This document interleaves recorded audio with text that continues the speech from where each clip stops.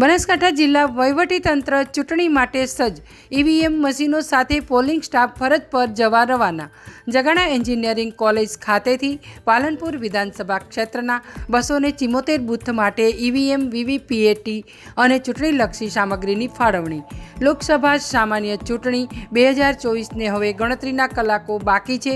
તારીખ 7મી મેના રોજ યોજાનાર ત્રીજા તબક્કાના મતદાનમાં 02 બનાસકાંઠા સંસદીય મતદાર વિભાગના 1960 બૂથો પર મુક્ત, ન્યાયી અને શાંતિપૂર્ણ માહોલમાં ચૂંટણી યોજાય તે માટે જિલ્લા ચૂંટણી અધિકારી અને કલેક્ટર શ્રી વરુણકુમાર બરનવાલના માર્ગદર્શન અનુસાર તંત્ર સજ્જ બન્યું છે। બનાસકાંઠા સંસદીય મતદાર વિભાગ માટેના તમામ 1960 બૂથો પર ચૂંટણીલક્ષી સામગ્રી અને ઈવીએમ તથા વીવીપેટ મશીન ફાળવણી પ્રક્રિયા હાથ ધરાઈ હતી।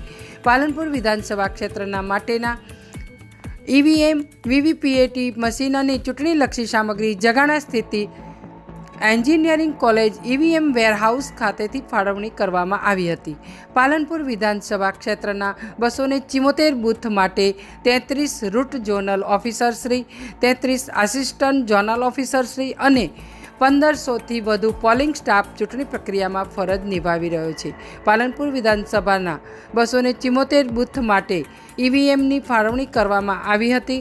ચૂંટણી પ્રક્રિયામાં રોકાયેલ સ્ટાફ આ સામગ્રી લઈ પોતાના ફરજ સ્થળ પર પહોંચ્યા છે। Bureau report, street news, Banaskantha.